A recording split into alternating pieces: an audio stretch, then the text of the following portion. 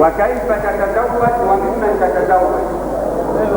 وإذا سئل شاب هذا السؤال وقيل له لماذا تتزوج يقول لك أريد أن أنجب الذرية، أو كي لا أقع في الحرام، أو أبي وأمي يرغبون في ذلك. وكل هذه أمور يعني مستغربة، ولكن قد يتكلم ويرد شاب ردا بليغا مبتدئا بهدي النبي صلى الله عليه وسلم ويقول أتزوج، أنا أتزوج بأمر الله تبارك وتعالى واقتداء بسنة النبي صلى الله عليه وسلم، فأنا أرغب في زوجة تكون لي زوجة في الدنيا وزوجة في جنة عرضها السماوات والأرض. وهذا الإنسان الذي يقتضي المولى تبارك وتعالى ويرغب في طاعة المولى عز وجل وهدي النبي صلى الله عليه وسلم.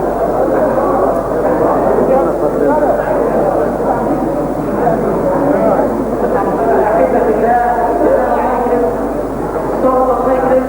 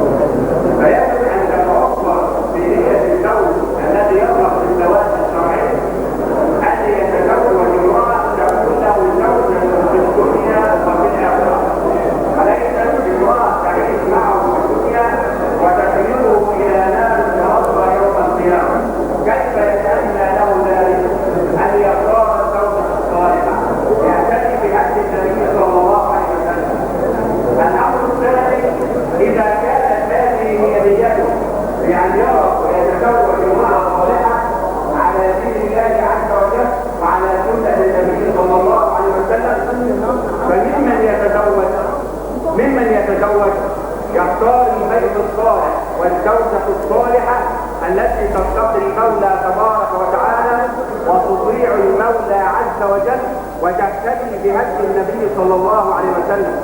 لأننا لم نلتزم بهدي النبي صلى الله عليه وسلم أصبح في هذه الأيام ولا حول ولا قوة إلا بالله مشاكل الزواج والطلاق أصبحت أكثر من الزواج.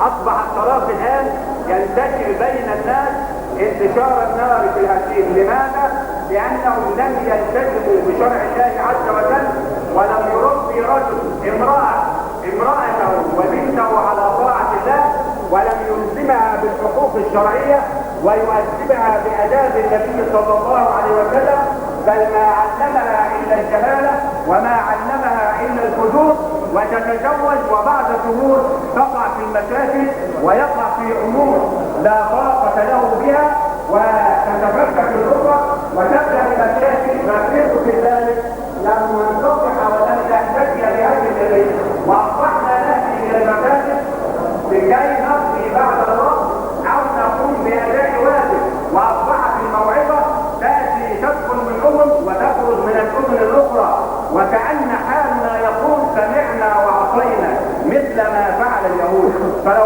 كل واحد منا جاء إلى المسجد في عصر والتزم بحديث واحد من أحاديث النبي والله لأصلح الله حالنا ولتقدمنا وننتهت مشاكلنا.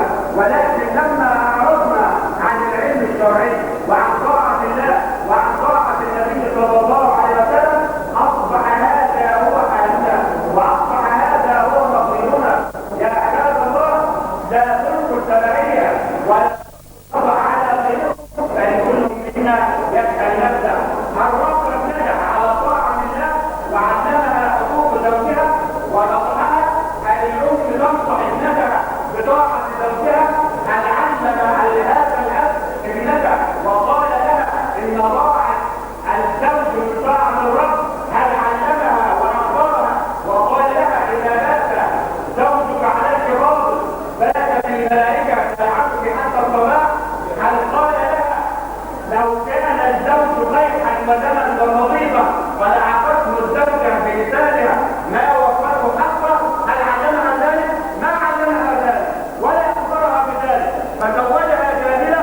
ولما أتت فيه بالمشاكل يلجأ ويأتي إلى أهل الدين ويقول ما الحكم في ذلك؟ ما الحكم الشرعي في ذلك؟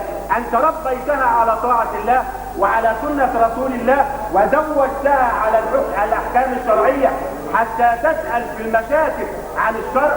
يا عباد الله علينا أن نأخذ الدين كاملا ونهتدي بهدي رسول الله ونأتمر بأوامر الله.